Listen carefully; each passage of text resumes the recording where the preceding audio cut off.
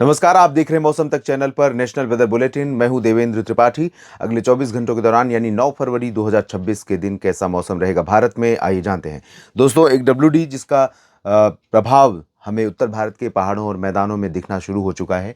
हल्के हल्के बादल पंजाब और राजस्थान के ऊपर पहुंचने लगे हैं। रात में दिल्ली में भी बादल पहुंच जाएंगे और पहाड़ों पर जम्मू कश्मीर, हिमाचल प्रदेश तथा उत्तराखंड के ऊपर भी बादलों के आने की संभावनाएं हैं।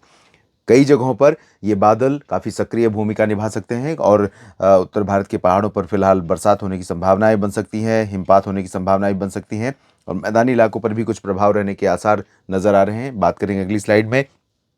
पूर्वोत्तर में जो रिमेनेंट इम्पैक्ट है अरुणाचल प्रदेश और आसपास के भागों पर थोड़ा नजर आ रहा है। नीचे की तरफ फिलहाल कोई अभी एक्टिव वेदर सिस्टम बिल्कुल भारतीय लैंड पर नहीं है, लेकिन हिंद महासागर में ज़रूर है और इसके प्रभाव से साउथ पेनिनसुलर रीजन के ठीक दक्षिण में बंगाल की खाड़ी, अरब सागर, दोनों रीजन के ऊपर आप देखिए काफ़ी हलचल है मौसम में। और धीरे धीरे ये हलचल अनुमान है कि 20 फरवरी के आसपास कन्वर्ट हो सकती है भारत के भागों के ऊपर बदलाव के वाहक के रूप में। और यहाँ पर कई जगहों पर जो तमिलनाडु या केरल और कर्नाटक का रीजन है, इन भागों में कुछ जगहों पर बरसात या बरसात होने की संभावना बन सकती है दक्षिणी भारत में, क्योंकि सिस्टम काफ़ी स्ट्रांग हो सकता है। अभी फिलहाल क्या स्थिति दिख रही है, क्या संभावना दिख रही है अगले 24 घंटों में हवा के परिवर्तन में और साथ में बरसात की संभावना में, आइए जानते हैं। तो यहाँ पर उत्तर की जो हवाएं हैं ये ज़्यादातर भागों पर बंद हो जाएंगी, कम हो जाएंगी अगले 24 घंटों के लिए 9 फरवरी के दिन। लेकिन उत्तर प्रदेश के और बिहार के कुछ हिस्सों पर, कुछ ज़िलों पर ये हवाएं चलती रहेंगी। तो जहाँ पर उत्तर की हवाओं का प्रभाव रहेगा वहाँ पर क्लैरिटी रहेगी। दिल्ली और हरियाणा, पंजाब के कुछ भागों पर भी बीच बीच में इन हवाओं का प्रभाव रहेगा, लेकिन नीचे से भी हवाएं पहुँचने लगी हैं। तो जो चमक आज आपने देखी है, जितना खिला मौसम आज आपने देखा है, वैसा खिला मौसम कल नहीं नज़र आएगा। कल कई जगहों पर धुंध हो सकती है, थोड़े थोड़े बादल जैसा कि हम देख रहे हैं रात में ही आने शुरू हो जाएंगे, तो कल दिन में भी बादल रह सकते हैं हवाओं के बदलाव की वजह से ही। और टेम्परेचर मिनिमम जो है थोड़ा बढ़ सकता है और गलन कम हो सकती है, क्योंकि हवा का प्रभाव, पहाड़ों से आने वाली हवा का प्रभाव कम हो रहा है। नीचे की तरफ से जो हवाएं हैं वो ऊपर मध्य भारत और पश्चिमी भारत के भागों पर पहुंच रही, तो जो बादल बन रहे हैं उनको थोड़ा सपोर्ट मिलेगा और पर्वतीय क्षेत्रों पर भी बादल जो हैं उनको भी सपोर्ट मिल सकता है।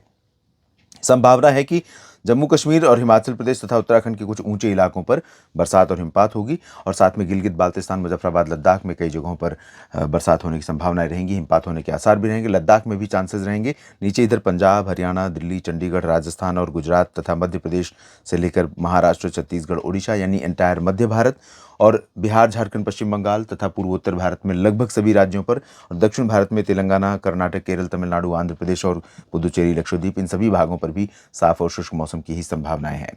ना बादल ज़्यादा बढ़ते हुए नजर आ रहे हैं दक्षिण भारत में या मध्य भारत के क्षेत्रों पर, लेकिन जो यहाँ पर बादल हैं अभी आते हुए नजर आ रहे हैं पंजाब में, अमृतसर से लेकर राजस्थान में जैसलमेर या जोधपुर तक, ये बादल वेस्टर्न यूपी तक पहुंचेंगे अगले 24 घंटों में। और इस दौरान पश्चिम से लेकर पूर्व तक का, यानी पश्चिमी राजस्थान से लेकर पूर्वी उत्तर प्रदेश तक का जो हिस्सा है या उत्तराखंड और हरियाणा के जो रीजन है, इन भागों में कई जगहों पर ये जो क्लाउड हैं ये नजर आएंगे।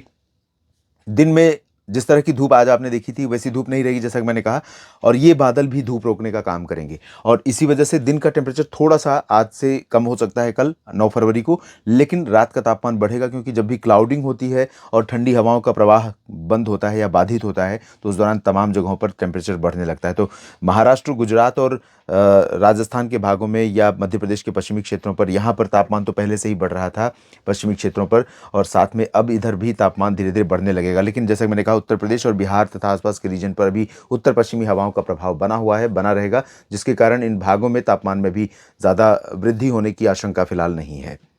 तो बहुत ज़्यादा एक्टिविटी नहीं है, इसलिए बहुत डिटेल में, बहुत लंबा इस वीडियो को नहीं करते हैं। नीचे यहाँ पर अंडमान व निकोबार द्वीप समूह के दक्षिणी भागों में थोड़ी संभावनाएं बढ़ रही हैं।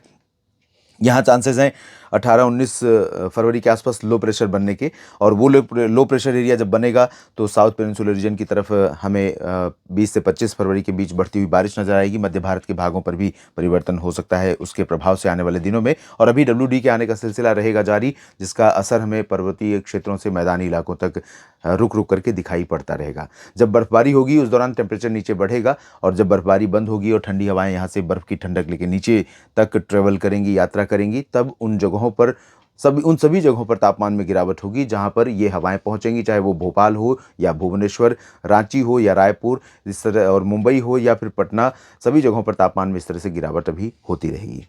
इस बुलेटिन में अभी इतना ही। धन्यवाद।